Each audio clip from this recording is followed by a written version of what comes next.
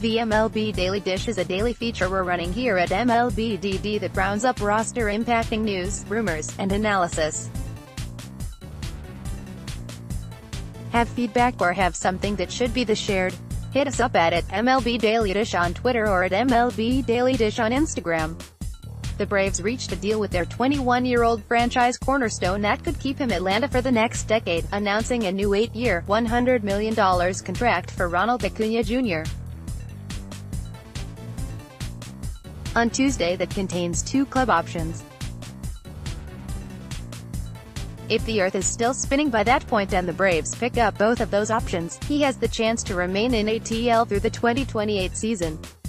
The Rockies locked up a key member of their rotation for the long term, signing German Marquez to a new 5-year deal that will pay him $43 million from this season through 2023. The contract includes a club option for 2024 that becomes a mutual option if he finishes among the top 3 in Cy Young voting multiple times. Randall Grichuk became arguably the most unlikely player yet to receive a lucrative long-term extension this spring, agreeing to a new 5-year, $52 million deal with the Blue Jays.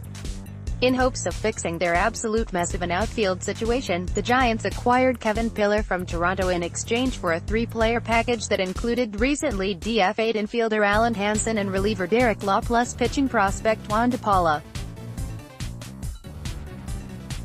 The Yankees are currently the walking wounded, as they found out Monday that not only will Giancarlo Stanton be out with a biceps injury, but that Miguel Andujar is going to miss some time due to a shoulder injury and could have to undergo season-ending surgery. The Reds also got some bad news on Monday when Hunter Greene, one of their top prospects, found out he is going to need Tommy John surgery after experiencing a setback during his rehab.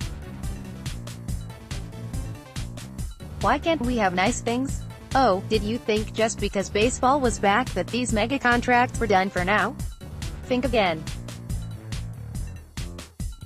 The Red Sox and Xander Bogaerts have agreed to a 7-year, $132 million contract. Can you say Yoza, but also kiss free agency goodbye at the same time? The season couldn't begin without some form of heartbreak. The Brewers' Corey Neville will undergo Tommy John surgery, missing the entire season and then some. In the distance, you can hear the sound of Craig Kimbrell running to Milwaukee. The Philly fanatic wore cleats with Bryce Harper's face on them, because we're here for another great romance in baseball. Just before the Blue Jays and Athletics began their seasons, Toronto dealt first baseman Kendry Morales to Oakland. Morales will fill in at first for Matt Olson, who is recovering from surgery on his broken right hand.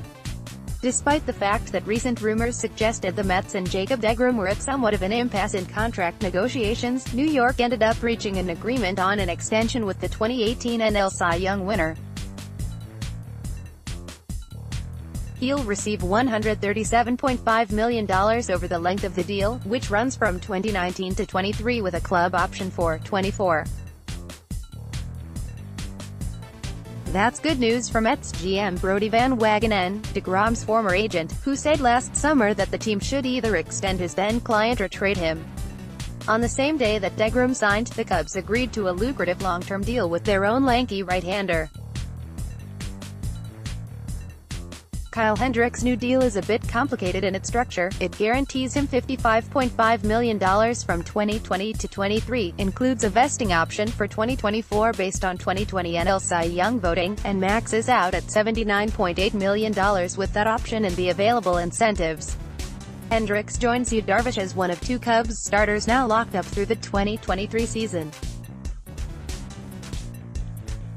The Astros took part in Extension Palooza 2019, adding 2 years and $66 million onto Justin Verlander's current deal. RIP free agency? Chris Sale agreed to a 5-year, $145 million extension with the Red Sox, because this is just what's gonna keep happening in baseball now. Blanket apology to all other teams in the AL East. The deal will cover the 2020 to 2024 seasons.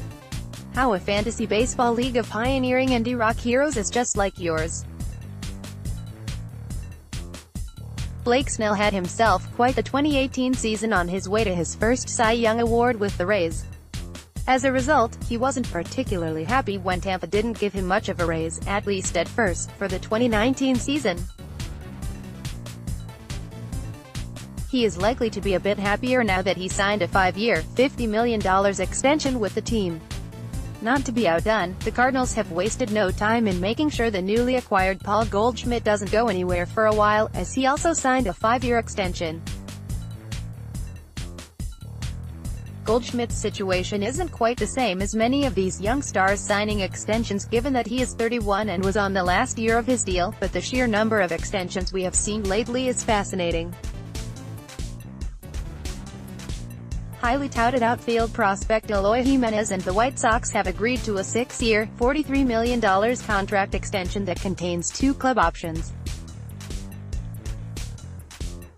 Just 19 days after Bryce Harper signed the largest contract in the history of professional sports, Mike Trout broke his record by nearly $100 million, and ruined the highly publicized recruiting pitch Harper had been planning to bring his buddy to the Phillies, as the 7-time All-Star outfielder agreed to a new 12-year, $426.5 million deal with the Angels.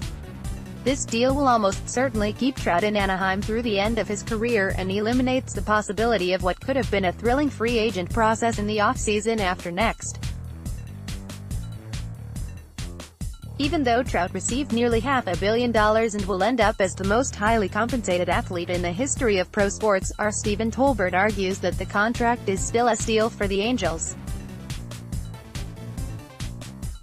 Just one 9-figure contract extension on Tuesday for one of baseball's most talented young players clearly wasn't enough, so the Astros added to the fun on Tuesday night by yanking infielder Alex Bregman to a 6-year, $100 million deal. The deal buys out Bregman's first 2 free agent years, but it'll pay him much more for now than he'd otherwise receive as a pre-arbitration eligible player, and likely much more than he'd receive over the new few years through the arbitration process. The pay of minor leaguers has been a hot topic of late, with the reporting by Emily Walden of The Athletic, plus the Blue Jays proactively increasing what they pay their minor leaguers. Now, it looks like MLB is looking at finding ways to increase mill pay in recent discussions. Long overdue given how many players have had to live on basically nothing, but a welcome development nonetheless.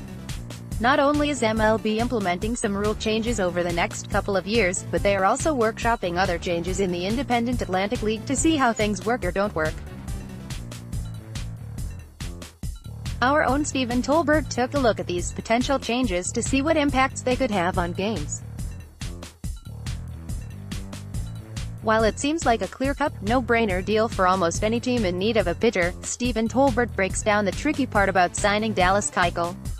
Let's take a moment to be shocked and surprised. MLB's revised roster rules could end up punishing the players. That's thanks to a new limit on pitchers, while it's yet to be confirmed. Multiple reports have stated that come 2020, teams will only be allowed to carry 13 pitchers on their big league roster, and a significant reduction on September call-ups.